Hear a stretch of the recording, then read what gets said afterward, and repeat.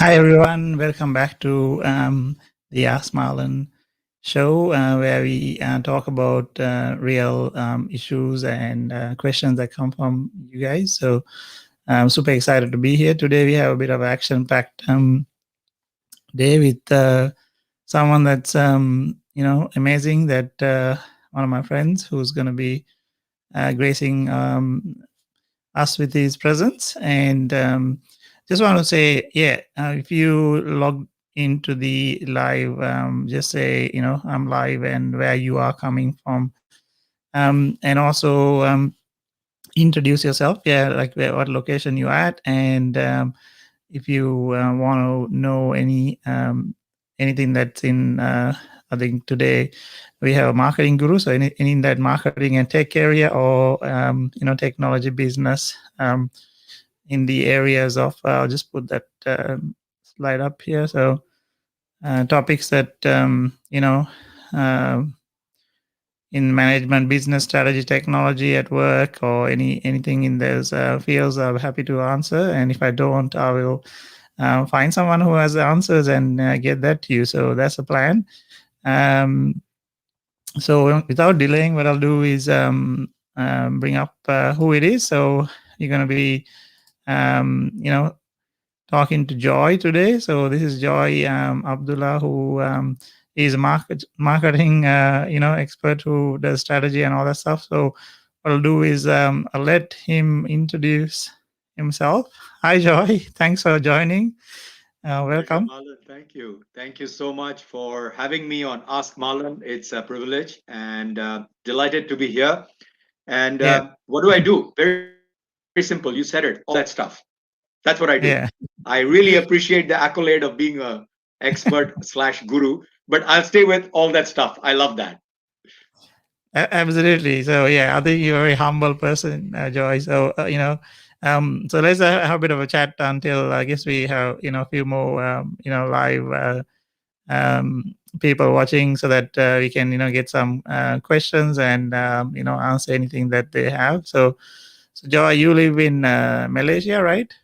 Yeah, I'm in Kuala Lumpur, Malaysia at the moment, Yep. actually about So 30 kilometers out of Kuala Lumpur in a semi lockdown, which, oh, I wish it was I was over. gonna I was gonna ask you that. So without boring people, yeah, you just came out of like a month worth of lockdown, I believe. Oh Yeah. no, we're still on lockdown. It's a semi-lockdown. What that Mm. basically means is, um, I can travel with my wife or my son, two people in a car, up to 10 Yeah. kilometers from my house, which basically Okay. allows us to get to the grocery store or the mall. The mall, by the way, most probably has shut down given economic scenarios. But Yeah. the fatigue is catching up. This is the third round. We are having lockdowns, and our numbers, by God's grace, this week the numbers have started tracking south, and I hope it stays that way so that another couple to 3 weeks time we can, well, just get about and out. It's nice not to be in the house all the time or to have to just Yes. go for a walk in the park. Absolutely. So I think we've been blessed with very clean environment for a little while. Every now and then had a couple of I guess temporary lockdowns after. So I wish all the best for everyone in area to hopefully get rid of the problem, and Yeah. then we have the vaccines hopefully coming through. So Yeah, we are um, supposed to be getting delivery, I think, in the coming week. The first batch arrives, and our blast up happened simply because what happened is in December they allowed. Malaysia is a very, how should I say, if everybody could drive from their bedroom to their bathroom, they'd actually drive from their bedroom to their bathroom without environmental pollution and all. And my Malaysian friends and colleagues and all will hit me on the head, but even after 20 years as an expatriate, I pull that privilege to say it. yeah. We were allowed to travel interstate, so north, Mhm. south, go up and Yeah. down and everything. And that led to workplaces opening up, and the cluster started now that has come out has actually been from workplaces. It's been large numbers, people going into the workplace, somebody is symptomatic, has passed it on, and boom. So Mm. we went through the roof. As I said, it's coming down. Hopefully it'll get better. But yeah, it's done the environment some good. uh, this is not a time we have rains. We are just before Yeah. the lunar new year, Yeah. 48 hours away.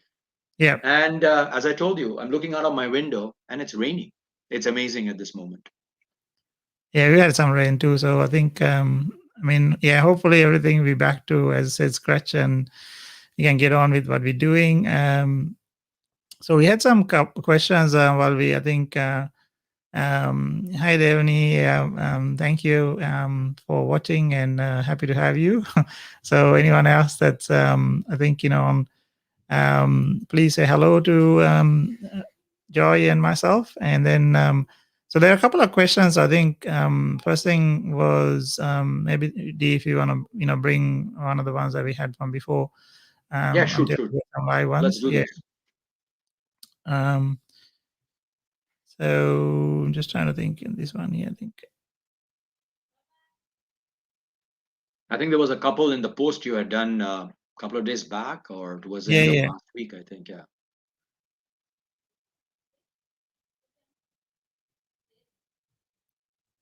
yep, that one there. There we go. So That's I'll read it. So, has digital marketing strategies and thinking changed during the pandemic period? Can you give some examples? So, yeah, I think it's a really uh, valid and current question in regards to what's happening. So, what do you want to do? You want to share some light on that Yeah, one? absolutely. Absolutely. Let me break it in two parts, which is Yeah. the thinking change and then the example. So, uh, the answer to the first part is it's not just digital marketing strategies, but I would play on the word thinking. Human behavior has definitely changed, irrespective of markets over a year of this pandemic, the year of having to be inside, to having to adapt and adjust to a very different life from what our normal used to be, has led to a behavioral change. And the outtake from a marketing aspect, the outtake of that change is that in the work that I'm doing, which is primarily on marketing strategy, on business strategy out across Southeast Asia, covering Malaysia, Indonesia, Thailand, and India, and now dabbling a bit in Middle East, in Dubai. I'm noticing a distinct trend where, from the consumer side, there's a lot more ask about the transparency of what's in it for me.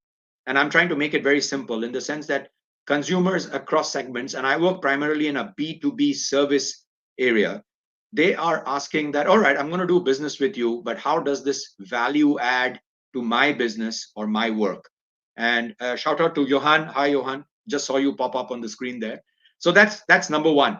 The behavior has changed, and that is impacting the way we do business. So a lot of business owners that used to appear, and this is now I'm getting into the strategy side, we used to look at business from a cost and cash flow perspective, have started flipping it to see, hey, I've still got to spend some basics and I'm not going to be able to look at cutting cost. For example, cutting the marketing or the advertising budget during this pandemic time. Why? Because production is low, sales are getting lower, I don't want to hold higher inventory, various issues.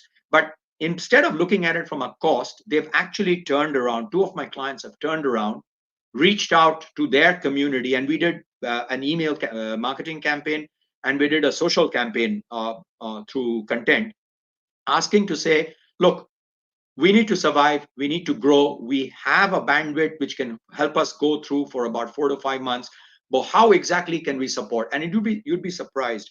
One was in leadership training and development kind of a sector. The other one is a proprietary business, intellectual property business on the legal side. And Okay. they went out and they put this out and they said they need to make money. How can they help?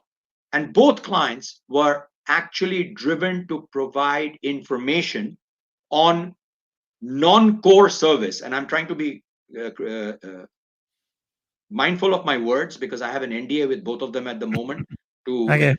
give out names. So Yeah. bottom line is the behavior drove a thinking change. The business owner took that on board and started doing something new. And something new is the business went out and said, hey, we want to help, but we need help. How can I help you first? And then they were asked for that help. They gave. information from a non-core area. But what that did 3 months later is the community, the clientele, the target groups that came to these people and responded in the first time actually started referring their business. And one of my clients who's in the legal just signed a 7-digit annual contract as a legal advisor for a pretty large organization in Thailand, in Bangkok. Now, did that impact digital marketing strategies? Absolutely. How? It impacted the way the content went out and the perspective the content went out. The content started becoming more human. And I'm sorry, I'm not sorry, I'm happy to say this because I am the marketing advisor and consultant out there, and my role and purpose is humanizing business. The fallout of that is, here's my benefit. I've just signed with the client 2 weeks ago something that extends me till September, which is why the new contract, the new NDA says you'll talk about us when we tell you to talk about us, not before. So I'm being mindful. That's in answer to that question. Has digital marketing strategies changed? Yes. Consumer behavior has changed. To leave you with a go forward, how can you adapt? Just be yourself. And it starts with who you are. Yours, Marlon, all yours.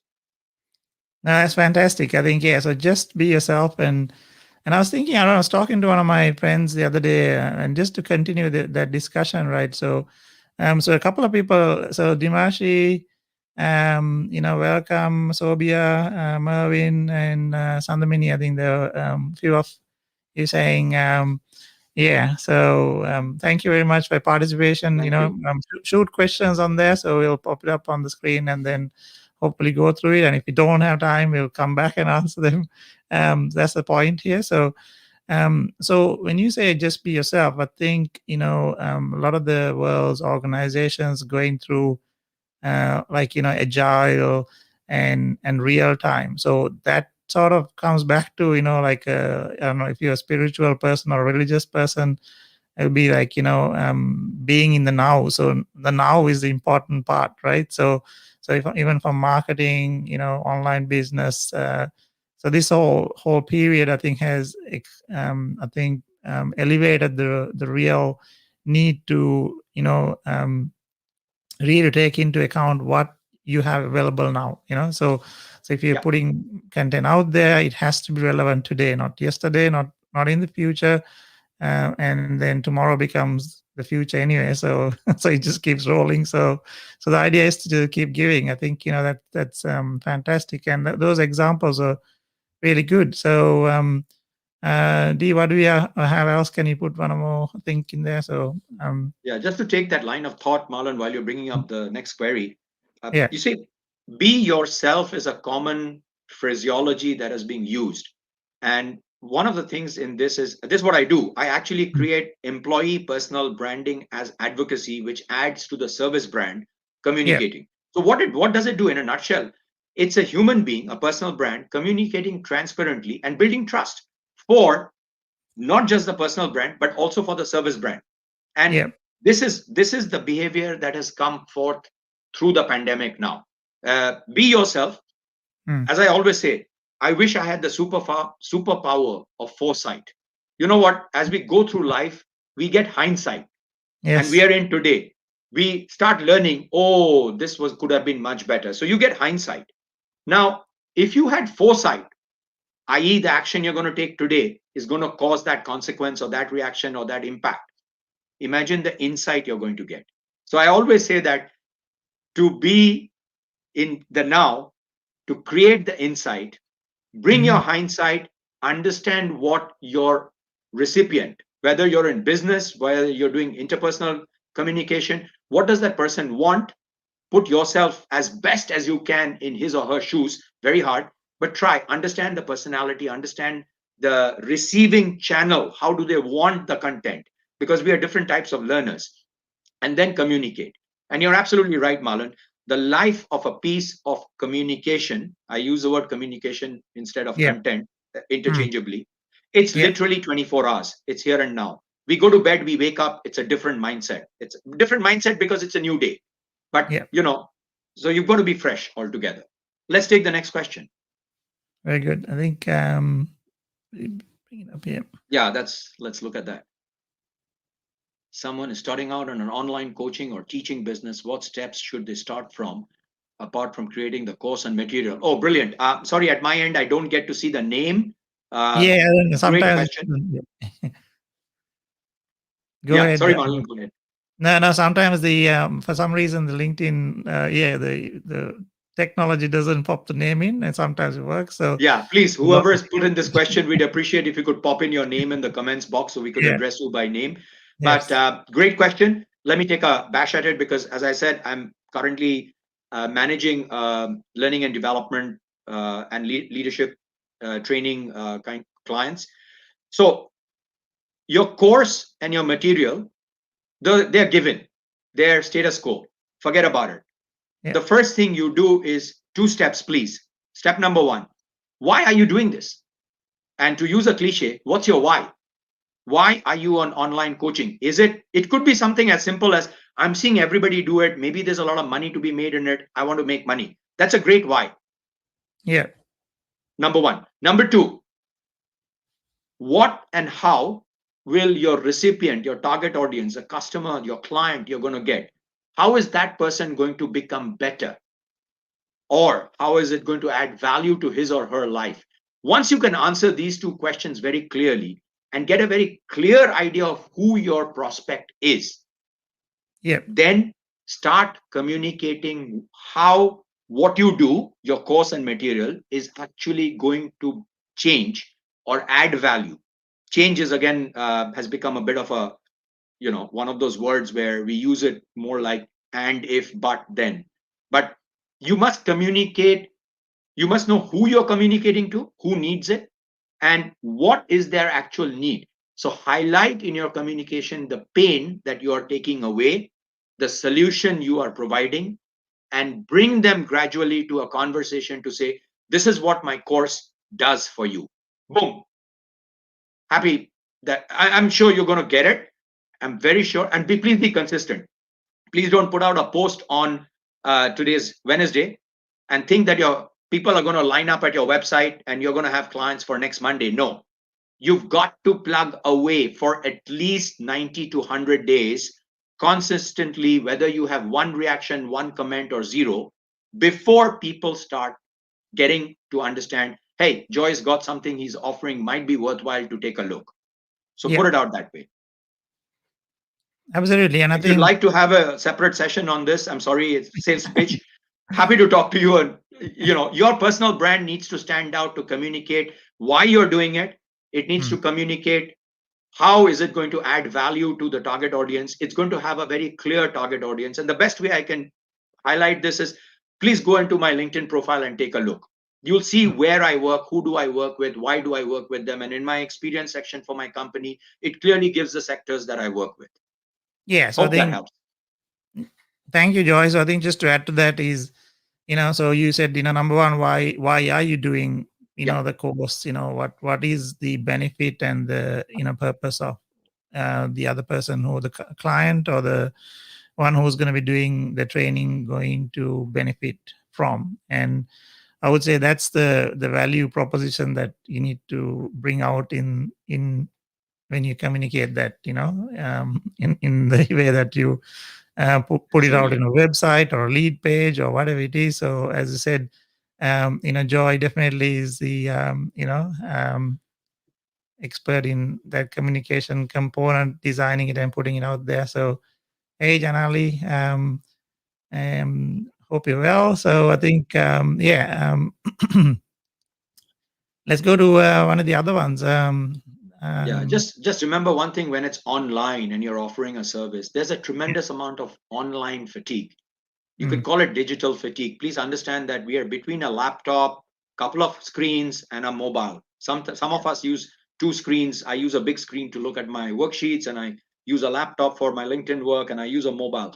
There's an online fatigue. So you've got to take it up to a point where you connect. That first part is very important. Joy and Marlon are speaking as Joy and Marlon, the brothers. We became brothers by being friends. That's stage yes, 1. That is where the business happens. People buy from people. They don't buy how good you are. Just remember that. Yeah, Oh, we got Rukia, shout out. Thank you. Lovely to have you on our on the little stream. sister from Dubai. Yeah, so Yeah. she's watching. Yeah. Basically, yeah. Thank I think. you. Thank you very much. Yeah. Um, yeah, Justin. Thank you very much. So I think you know Justin too, and Joy. I would say that yeah, our work is fairly, I guess, cut out to help people to reach their maximum massive potential. So whatever we do helps, and all of us, like Ruka, does coaching and help people smile and realize their maximum happiness potential, and That's right. so things like that. So I think we all have a mission to get done. So let's take the next one. Do you want to pop it up on the screen? So um, So do you want me to read that? So most solopreneurs and small businesses struggle with marketing and keeping up with the momentum. What are some tips to make sure they keep their head above the water? So that's a really good one, I think. Yeah, that we had Very good. gotten before. Tip number one, anybody who's on the stream and otherwise who's going to see it later, please read my post of Tuesday, February 9th. All Yeah. right. What I'll Just do is read that post. we'll put it on the comments too, Joy. Yeah. On the So here's how, as a small business or a solopreneur, please identify your core skills and delegate or outsource your non-core. Let me explain. I'm very good in the technical work that I do in terms of creating the strategy. But when it comes to writing very specific content or creating a video communication that needs to go onto Instagram, I'll reach out and take somebody's help and actually create a monthly fee to pay. I'm not a videographer. My videos are very bland. They're not even as beautiful as Marlon's is, because I use this blank space in the back and 2/3 of my screen to do my writing. That's Okay. my technique, which is not the right technique. So the point here is identify what you're good at, stick to that, but get a collaborative ecosystem. And I can tell you this, you're going to throw me back and say, Joy, it costs money. We don't have so much money to invest. Trust me, 2 years ago, I reached out to people and my first statement was, I'm reaching out to you because I need your expertise. But you know what? I'm starting out and I've just rolled out. I don't have the funds to pay now. Do you think we could do something together and earn?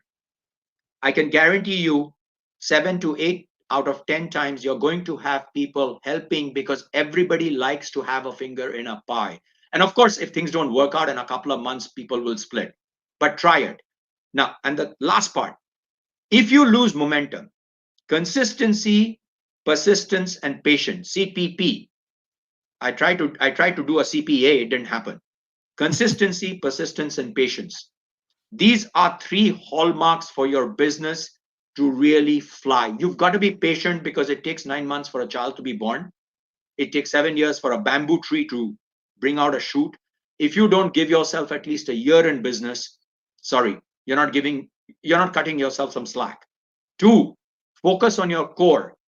If you are weak in prospecting or generating sales, take help, reach out. There's enough in our community across LinkedIn where people will spend 30 minutes to 1 hour giving you the tips. It's then up to you to take those tips and utilize it your way.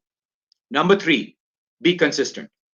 Identify why are you doing it? Communicate that. Your story is very important. Your voice, your story, and your message. This is part 1 in why are you doing it. Part 2, how does it change? How does it add value to the target audience? When you bring this together, I can tell you, irrespective of whether you're a solopreneur, a small business, a medium size, whatever classifications we go by, you will see the success. The next is up to you. How you define success, by your cash flow, by your value community growth, by your extra incremental profit on your cash flow, that's up to you. You'll get it. This Absolutely. is how you'll keep the momentum. Yes, I think that was really valuable, Joy. Exactly, consistency and keeping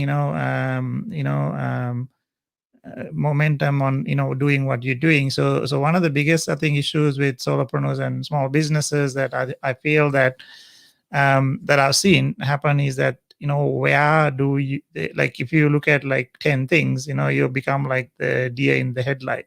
So Yeah, you look at this, you're looking at that. So I think what you need to do is focus on like one or two social media experts, and pick the one that's going to help you. Pick the one who can pick the one that makes you feel the most usual or well. You know what I mean? So absolutely. um, and like that, the financials, everything like that. So you need to get, I would say, help in those areas that it actually then.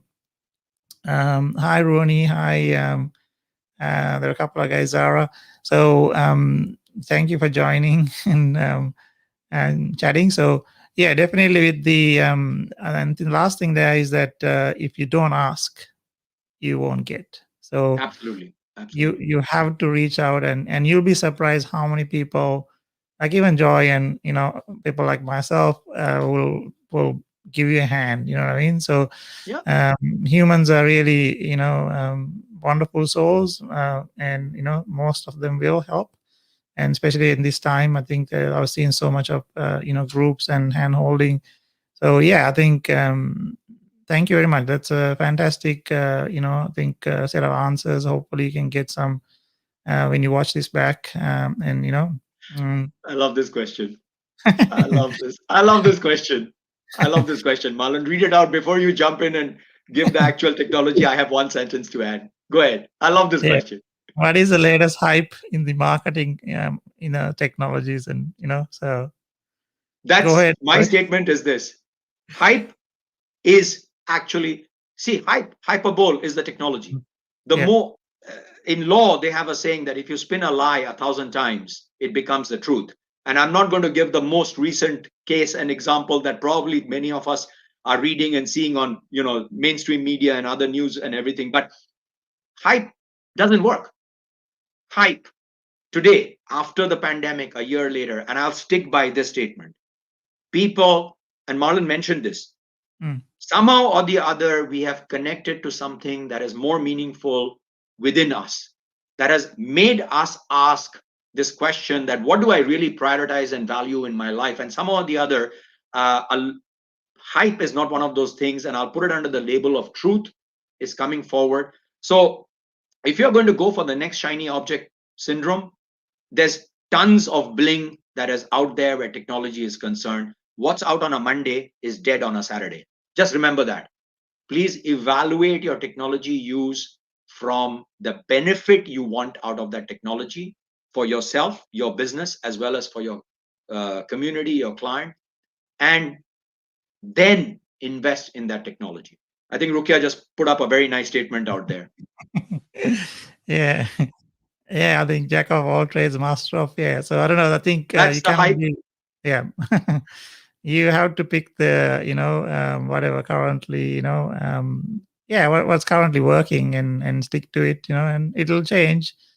Yeah, I think the main thing there, Joy, is that I don't know if you're in a technology or segment on the market in a business, you need to have some measurements that work for you and Yes, your customers and people. So there's no one sledgehammer for everything. There's no one metric. correct. So I think it's about really understanding that and going back to basics, and yeah, basically, as Rukia said, there, hype fizzles out. So when that happens, then basically and this happened in the olden days when I don't know, let's say people were doing IBM mainframe programming. Correct. IBM Correct. mainframe programming went out of, and so some people got caught out because they didn't go and retrain. Right? It happened to Kodak. They didn't. Yep. So it happened to a couple of very, very large institutions that thought that hype's going to always stay. That's going to be the core product, and very easily, and then you have companies like Apple and Tesla and stuff like that has put their hands on anything and everything, and the ethos and the way that they think, it has kept them in front. You know what I mean? So See, I yeah. agree. I agree. Just to add on, Marlon, evaluate technology. If you're a service provider and you're going in and you're evaluating what technology, evaluate technology from an efficiency perspective, and then take, like Marlon is much more learned and knowledgeable in the technology area than I am. I use technology, but from the MarTech stack, and I only use what's required for social listening or bots and stuff like that. But evaluate technology from first, does it make it more efficient, which means doing or putting in that technology in place should free up time for your team and yourself to do something more productive. Number one. Yeah. Number two, does that technology help? Let me give you take a minute and give you a quick example. I'm sure all of us have faced this in the banking sector, and nowadays I'm facing it a lot with our telecommunication service provider, where the human element of customer service has disappeared to a robotic IVR, interactive voice response system, which operates because a smartphone, you can get a visual menu or an audio menu. Could be my age, could be my generation, and I'm willing to take that flack for it. It is the most pathetic customer service that you can ever give. Give me a warm body to talk to who says, "Good afternoon, sir. I see you're calling from XYZ number. Is that your number? What can I do to help?" Because the work can be done in 5 minutes. I don't have to wait 10 minutes to get my menu. 10 minutes of call. So again, a telecommunication service provider at my end has invested tons of dollars in putting up a fancy tech-based IVR, CSR, customer service response program. What they're forgetting is the customer is a human being. Yes, you've done fantastic. Somebody out there has sat down and done a cost-benefit analysis, said 10 people off from customer service, cost of this, we will earn the ROI over 2 years, done. Boom, they put it in. But in actual service delivery for the brand, you're creating a friction. You know, when you keep somebody hanging on the phone for 3 minutes, just look at yourself as an individual. You call somebody, call on whichever platform, WhatsApp, Telegram, standard call, you call. Chances are we don't really wait beyond 6 to 8 rings if the call is not answered. Next, we are now getting data driven, which means we use more voice messages and visual video bytes to send across as WhatsApps and Telegrams and signals or whatever it is. This is how you evaluate what technology you want to use. Don't put in your eggs into one basket because it's the next shiny object. That's what it's supposed to be. You're killing yourself. You're axing your own feet. From a marketing perspective, my addition. I think that definitely. I was smiling like crazy when you said that, because when we spent a couple of days on the road last couple of weeks, and maybe 2 or 3 of the customers actually brought it up, and one of the telcos, or I don't know, I've dealt with one of them anyway, the mainstream ones, did that, and you cannot talk to anyone, like none of the lines, none of the business ones. And the only way that I found is that I can get that sorted out by going to the store. So that means like I drive. Yeah, you're lucky you can go to the store. I mean, I could go to the store. It's within my lockdown restrictions, but they can't help me. They're a third-party reseller store. It's a distribution channel. It's totally different from customer service in terms of my billing plans or talk plans and stuff like that. Yeah, I think one of the main things there, Joy, is that whoever did the consulting part there, the measurements or the KPIs of that was totally wrong, I think, because if you did not take the customer's sentiment in their communication, into account, then basically you won't, anyway. You're now touching upon a very important part, which will take us away from solopreneurs and small businesses into the corporate sector. And I think if we can spend a minute on that, it's very important. Marlon, you'll also know that when various arms or various units of a business, of a corporate, of a company, that's sizable. Let's talk about 30, 40 people, employees, that kind of a minimum base. When they are looking at technology additions, right, it becomes a standalone pitch to the CFO and the financial team before going to the CEO. It's what is the value benefit this will do in terms of efficiency, the cost benefit analysis, and ROI. These are the 3 legs we cover. But what we don't have is, we don't get the management team to sit down from each of their specialization to say, customer service actually says, hey, dude, if you put this in, my customer might not want to talk to somebody and wait 10 minutes to ping through on a phone. I'm just being literally pedantic. But spending 2 weeks sitting as a team to evaluate, should we spend the next $1 million on this technology and integrate it, and integration is a separate cost, and ask for that money to come back over the next couple of years, or should we actually pay salary and at the same time look, can we upskill these customer service people to do something else, identify where your brand growth is going to go, what roles can they fit? Two things happen if you go down the latter route. One, the individual is developing career wise. You're not a permanent customer call center person, but you have scope to go somewhere else. The second is your brand is able to talk about people development, a reason why people would want to join you, prospective employees may want to join you. You actually showing how their career development happens. But when you bring in a technology, you put in money, nobody can see the technology, they experience the technology. And then it's subjective. Some days the internet bandwidth is good, bad, I have a good, bad reaction. That's all I'll add to it. This selection definitely needs to come with an organizational KPI where if we have a 70% plus fit, i.e., yes, finance will be able to achieve 70%, IT will be able to achieve 70%, marketing will be able to achieve 70%, then as a team, let's go for it. Then, the integration, the project document, everything becomes more cohesive. People take ownership of it. Absolutely, Marvin. Thank you. I think Marvin agrees. So, and I think one of the things is I think both of us can talk about this subject for hours. So I think we'll leave absolutely. It there. But we're passionate about, I think, using the correct, tool or the correct variables, parameters, whatever you call it, into the system what you use to measure and implement. So if you don't do this analysis, and even with this whole solopreneur thing, that question we did before was that if your craft is your craft, you need to be good at it. So we can't question that, but it's about how it's received, how it's seen, so that I would say inward view. I don't know. I think one of the coaches that I went to before called it outside inside view. So it's like the outer view of the inside is basically you need to look at it. So So I think you're spot on, Marlon. Yeah, spot on. I mean, the clients I was giving referrals to, they are extremely technically capable and experts. They're fantastic lawyers and they're fantastic leadership trainers, if I may put it this way. Now, I'm not bothered if you're the best lawyer under the world or the best trainer under the world. I'm bothered with what's your best going to do for me.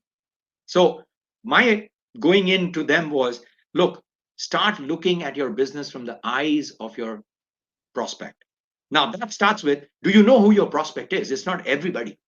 There's a certain particular pain. And once you, as a solopreneur, as a business owner, approach it from the other way around, it's not what you know and how you do it.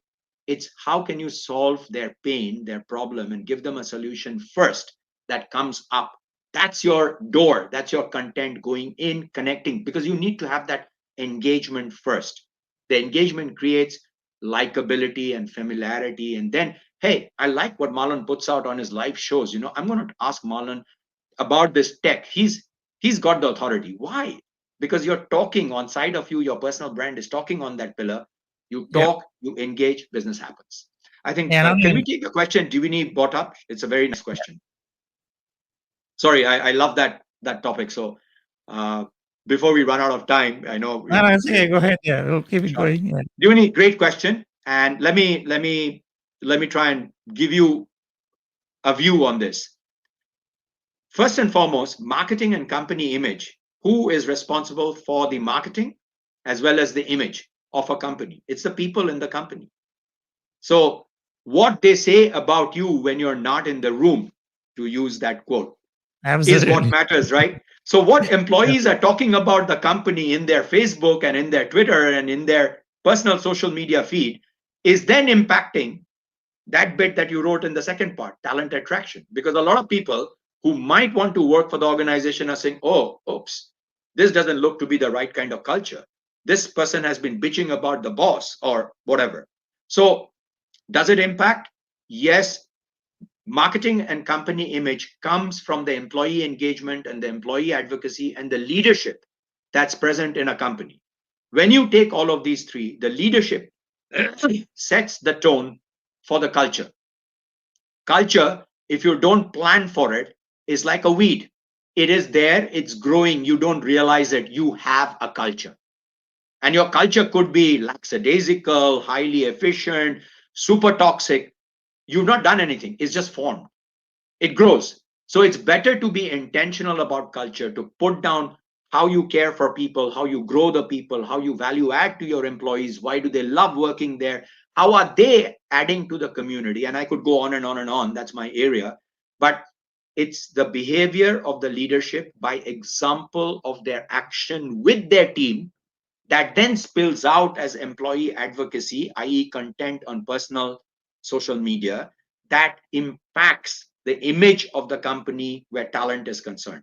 And this is even before HR or talent acquisition puts out all fancy keyword related job posts. And the job for a senior vice president is all la-di-da-di-da versus that for somebody that I need to do window cleaning on Saturdays only when nobody's there. And I'm talking about old physical office. So marketing of a company impacts its image.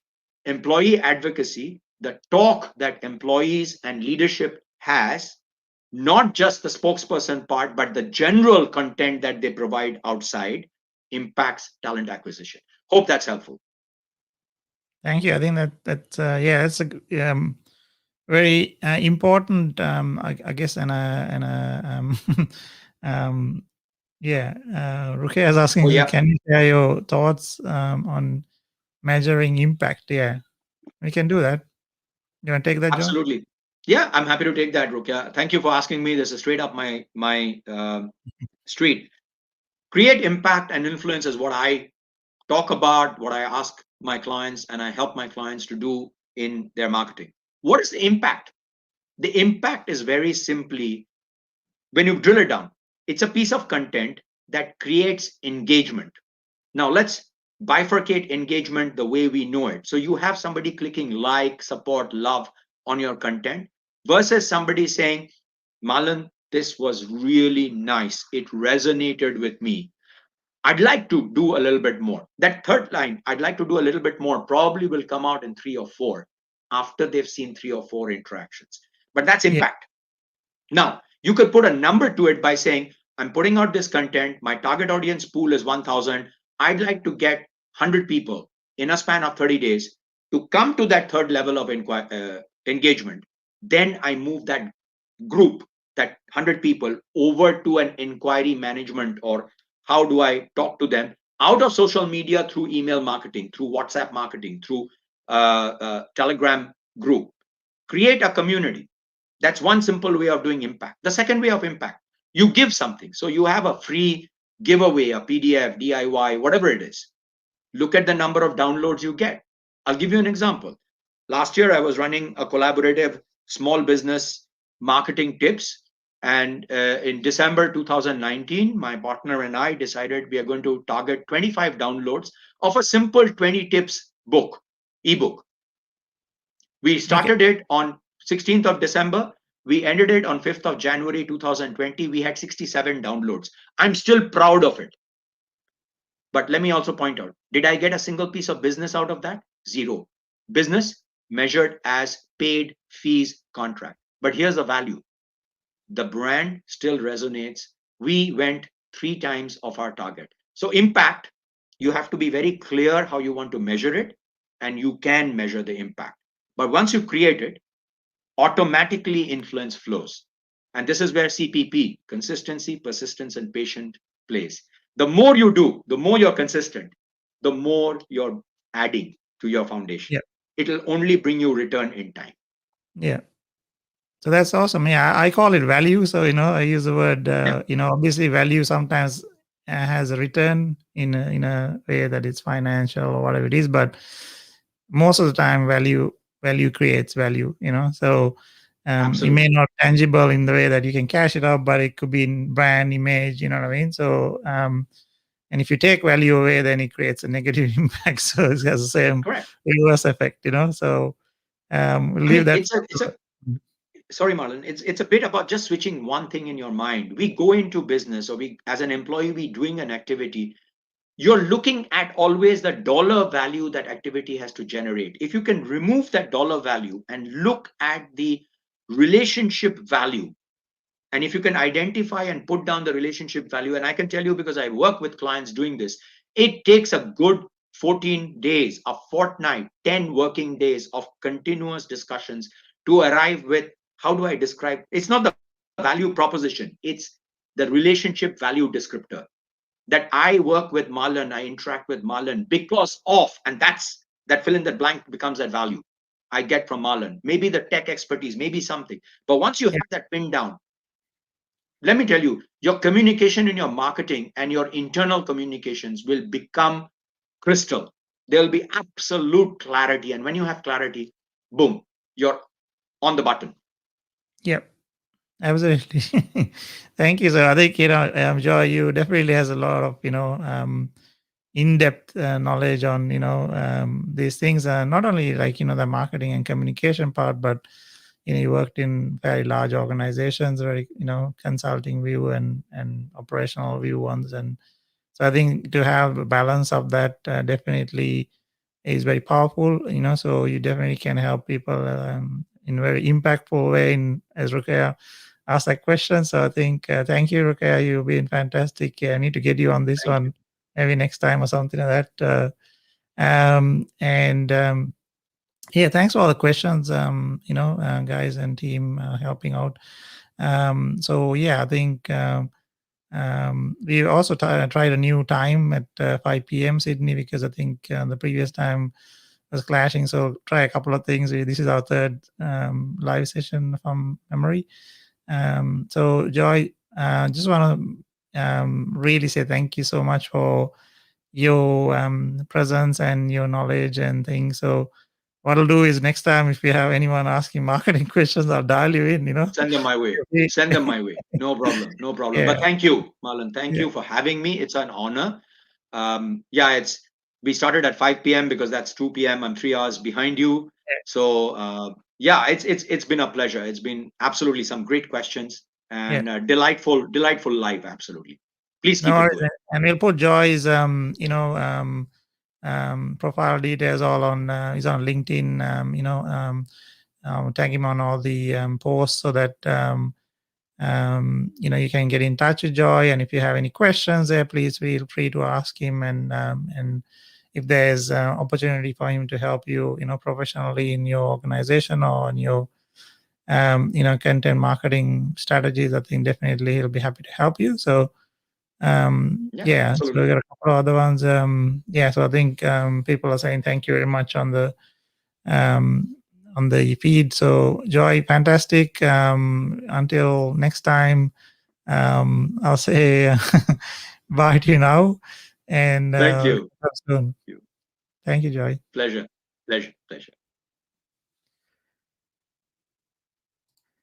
So thank you everyone for tuning in. If you if you just joined in, or if you're watching in the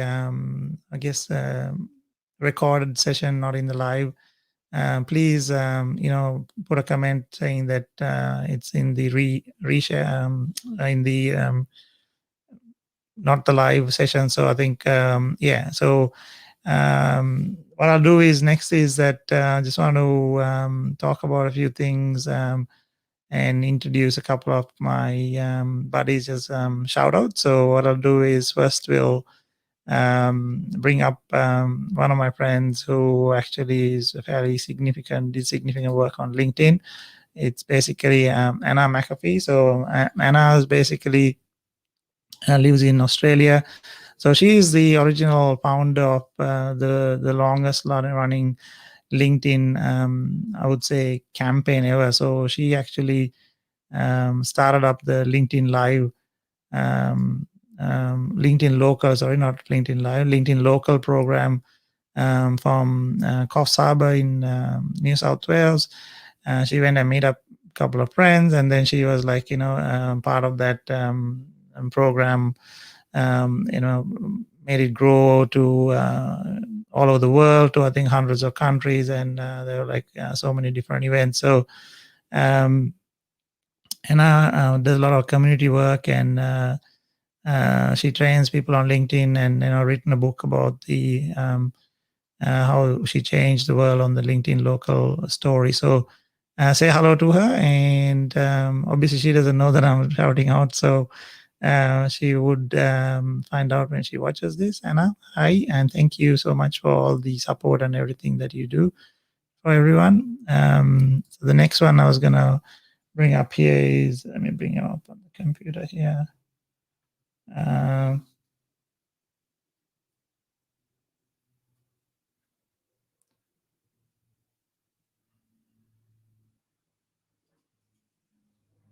It's my buddy from Queensland. So it's basically his name is Michael Power. So Michael lives in Brisbane. He's general manager in MOQ at the moment, and he looks after the business services and consulting. So Michael's a fantastic human. He is one of the most soulful and very kind person. So Michael and myself have done a lot of work together, and looking forward, Michael, when we have the time now to travel to either Brisbane or Sydney and catch up. So just want to say hello and thank you very much for everything that you do for everyone. So thank you again, Nada, Johan, Ruqayya, everyone who's from the team and externally, participating on the live stream. So just trying to remember that. Cool. So we're trying this new time. Hopefully you enjoyed today's session, and if you have any questions, please share that with us on the email address that we'll put up here. Yeah, so ask Marlon at biztechglobal.com. That's the email address. Keep those questions coming so that I can, even if you're not live, what will happen is then we'll, post you the live link back if you missed it. And most probably some of those questions we'll create short snippets and, give you those ones in by pieces so that you can actually what you call consume it. So if you have anyone that you like me to bring on the link live sessions and ask them questions, again, feel free to comment and share that, and I'll contact them and try and bring them, and give me feedback on the timing if you're happy with that. If you feel that the other time was better. So that's it for the today. I would say you stay safe and take care of whatever you're doing and your movements. Make sure you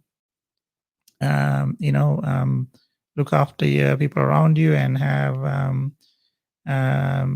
time for R&R. So keeping your mind and body and I guess soul busy is the way to go. So thank you very much, everyone, and hope you stay safe, and let's say bye for now. Thank you. Let me see, there's a couple of comments coming through. So Devani, Mervin, Sarah. Dimash is one of our new team members. Dimash, thanks for watching. Need to have a chat to you soon and say hello. All the best, and we say thank you very much.